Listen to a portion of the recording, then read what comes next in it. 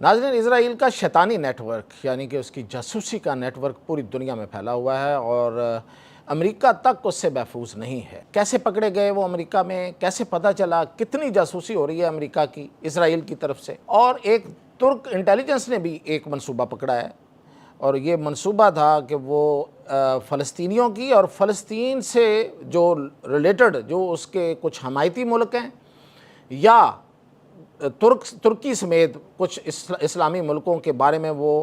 कोई ऐसी इन्फॉर्मेशन इकट्ठी कर रहे थे कि वहाँ पे वो तबाही फैलाना चाहते थे, डेटा इकट्ठा कर रहे थे, जिस तरीके से उन्होंने लेबनान में किया था पिछले साल, आपको याद होगा, पेजर धमाके किए थे। इस तरह का एक मंसूबा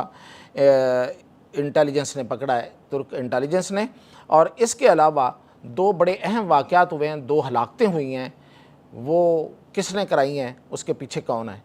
इन तफसीलात के साथ मियां ताहिर। तो सबसे पहले तो मैं आपको बताऊं कि तुर्की की इंटेलिजेंस ने एक सेल पकड़ा है और वो सेल क्या कर रहा था, वो 2016 से लेके उसने इज़राइल की इंटेलिजेंस के लिए वो काम कर रहा था और उसका मकसद ये था, वो बैरून मुल्क शेल कंपनियां होती हैं जो बैरून मुल्क बनाई जाती हैं और जिनका कोई जो ओनर है उसका पता नहीं चलता, यानी कि कंपनी है लेकिन जो उससे फ़ायदा उठा रहा है उसका कोई पता नहीं चलता। तो शेल कंपनियां बनाकर ये लोग ये कर रहे थे कि फ़लस्तीनी शहरियों और फ़लस्तीन के अंदर जो टारगेट्स हैं उसके बारे में इंटेलिजेंस इकट्ठी कर रहे थे। और फिर ये कि ड्रोन, मुख्तलिफ लोगों को, मुख्तलिफ मुल्कों को ड्रोन की ज़रूरत पड़ती है, हर कोई ड्रोन ख़रीदना चाहता है, अच्छे से अच्छा ड्रोन ख़रीदना चाहता है, तो उसकी सप्लाई चेन में घुस गए थे। यानी कि अगर किसी को इज़राइल का ड्रोन चाहिए या किसी को इटली का बना हुआ चाहिए या किसी को फ्रांस का ड्रोन चाहिए, अमेरिका का बना हुआ ड्रोन चाहिए, तो इसकी एक सप्लाई चेन होती है। यानी कि कुछ कंपनियां होती हैं जो बनाती हैं, फिर दूसरी कंपनियां होती हैं जो उनको ख़रीद के उसकी पैकिंग करती हैं और फिर जो जिनके ज़रिए ख़रीदारी होती है वो फिर उसको स्टोर करती हैं और स्टोर करने के बाद फिर जो ख़रीदते हैं उनको सप्लाई किया जाता है। तो यह ज़ाहिर है ये मुख्तलिफ स्टेजेस, मुख्तलिफ कंपनियां काम करती हैं, एक कंपनी इसमें नहीं होती। तो ये उन कंपनियों के अंदर घुस गए थे और मकसद क्या था, एक तो ये कि कतर है जैसे कि, या दूसरे सऊदी अरब है, इसके अलावा तुर्की है, हो सकता है उसमें पाकिस्तान भी हो। तो ऐसे मुल्कों के बारे में इसकी अभी इतला नहीं आई पाकिस्तान से मुतल्लिक, लेकिन ये जो 2-3 मुल्क हैं इनके बारे में और फ़लस्तीन के बारे में, ये एक तो इनके ज़रिए फ़लस्तीन की इन्फॉर्मेशन हासिल कर रहे थे, ज़ाहिर है इनके रवाबत हैं, आना जाना है, मिलना मिलाना है। और दूसरी बात ये है कि ये मुल्क जो हैं जो असला ले रहे हैं उसमें ये अपना कोई शैतानी काम कर रहे थे, उसमें तख़रीबकारी का एलिमेंट शामिल कर रहे थे। जैसे इन्होंने जो पेजर मिले थे, आपको याद होगा कि लेबनान ने पेजर मंगवाए थे, लेबनान के हिज़्बुल्लाह ने और लेबनान की फ़ौज ने, कि वो उस पर रब्ता रखना चाह रहे थे, अपने आप को, अपनी जो कम्युनिकेशन है, आपस के जो राब्ते हैं उसको इज़राइल से खुफिया रखने के लिए। लेकिन जब उन्होंने कहीं ऑर्डर दिया था किसी कंपनी को, तो ये दरमियान में किसी कंपनी में ये घुस गए हुए थे। यानी कि जो बनाने वाले और बेचने वाले हैं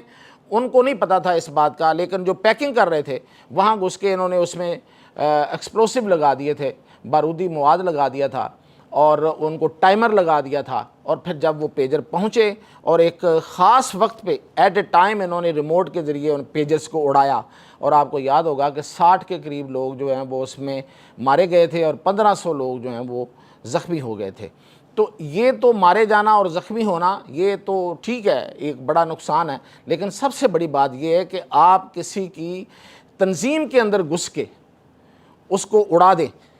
तो ये तो बहुत बड़ी सुबकी भी होती है उस तंजीम की, और उस तंजीम की जो अपने जो राजदारी है वो तो ख़त्म हो गई, तो फिर तंजीम काहे की रही। तो इस तरीके से ये अभी ये कोशिश कर रहे थे कि ड्रोन जो है, ड्रोन मुख्तलिफ मुल्क ख़रीदते हैं, उनमें ऐसे कोई एक्सप्लोसिव लगाए जाएं। तो उसके लिए उन्होंने ये किया कि जो ड्रोन ख़रीद के, मुख्तलिफ मसनूआत जो हैं वो ख़रीद के, ड्रोन के पुर्ज़े और ड्रोन, देखें लोग जो हैं वो स्पेयर पार्ट्स भी ख़रीदते हैं, तो वो ख़रीद के उनकी पैकिंग करने वाली कंपनियों में घुस गए, फिर उनको स्टोर करने वाली कंपनी के अंदर घुस गए और उसके बाद फिर ये कि उनको आगे पहुंचाना, यानी कि वो कोरियर हों या जो भी कंपनियां जो आगे बेचती हैं, सामान को सप्लाई करती हैं, वहाँ तक ये ان 3 جگہوں پہ یہ چلے گئے تاکہ اس میں مواد لگایا جا سکے۔ تو اس کو جو ترکی کی انٹیلیجنس ہے اس نے پکڑا اور اس نیٹ ورک کو توڑ دیا ہے۔ اس میں ایک ترکی کا بندہ بھی شامل تھا، اس کا نام MBD تھا، اور یہ MBD جو ہے یہ کمپنی بنا کے، شیل کمپنیاں بنا کے، تو یہ ایک عرصے سے 2016 سے یہ کام کر رہا تھا۔ تو یہ ایک بہت بڑا شیطانی نیٹ ورک جو ہے وہ پکڑا گیا ہے۔ اب میں جو اس سے بھی بڑی خبر ہے اس کی طرف آتا ہوں، وہ یہ ہے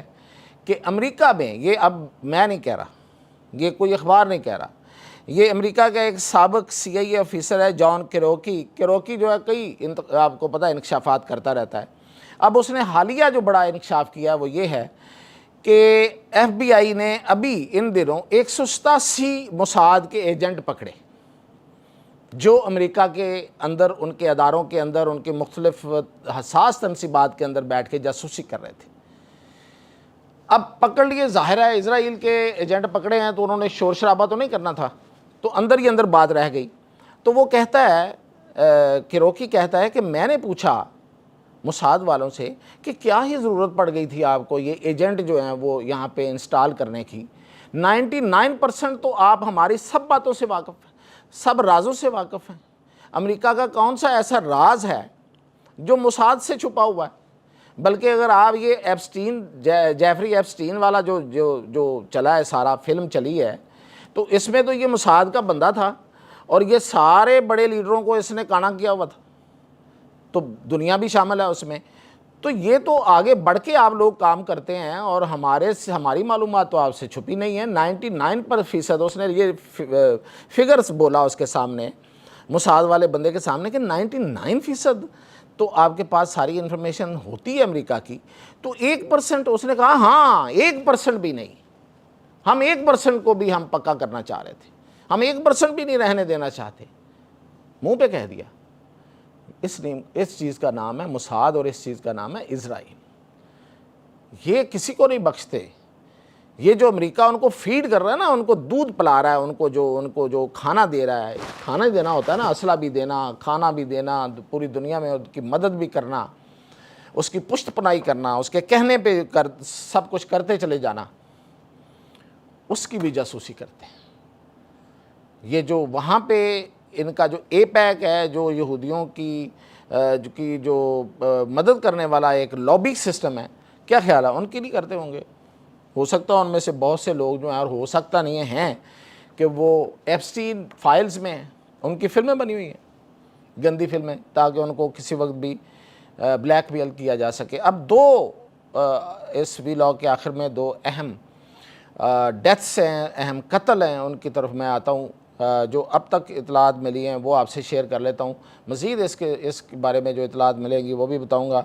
ایک ایرانی ٹی وی کی پروڈیوسر ہیں، ان کو وہ مردہ حالت میں پائی گئی ہیں، قتل کر دیا گیا ہے اس کو یونان میں، ایتھنز میں، اور اس کی لاش ملی ہے، اور اس کے بارے میں یہ کہا جاتا ہے کہ وہ موساد کی ایجنٹ تھی۔ تو اگر وہ موساد کی ایجنٹ تھی تو اس کو کس نے مارا ہے؟ بہت کم چانسز ہیں کہ اس کو ایران نے مارا ہوگا یا ایرانی انٹیلیجنس نے مارا ہوگا۔ زیادہ چانسز یہ ہیں جو کہا جا رہا ہے کہ شاید وہ موساد کے لیے کوئی خطرہ بن گئی تھی، اس کے پاس کچھ راز تھے، تو موساد نے اس سے جو کام لینا تھا لے کے اس کو رستے سے ہٹا دیا۔ دوسرا جو اہم قتل ہے وہ ہے اشر ہیون جو ہے یہ ایڈوائزر تھا نیتن یاہو کا، اور کہتے ہیں کہ ریٹائر بھی جلدی کر دیا گیا، ابھی بڑا عمر اس کی ریٹائرمنٹ کی نہیں تھی، 2025 میں وہ ریٹائر اس کو کر دیا گیا، لیکن وہ ٹھیک ٹھاک صحت مند آدمی تھا، اور اچانک اس کی فیملی کہہ رہی ہے کہ اچانک وہ مردہ حالت میں پایا گیا، تو فیملی کہہ رہی ہے کہ اس کو قتل کیا گیا اور نیتن یاہو نے قتل کیا ہے۔ اب اس کے پاس کیا راز ہے یہ ابھی تک پتہ نہیں چلا، لیکن وہ بھی مردہ حالت میں پایا گیا اور فیملی اس کو قتل قرار دے رہی ہے اور نیتن یاہو پہ ڈال رہی ہے۔ یہ جو نیتن یاہو اور اسرائیل ہے، اس نے پوری دنیا میں غدر مچا رکھا ہے، اور ہر جگہ یہ اپنا خونی کھیل کھیلتے ہوئے نظر آتے ہیں۔ یہ کب رکے گا، کیسے رکے گا، یہ تو اللہ ہی جانتا ہے۔ اجازت دیجیے۔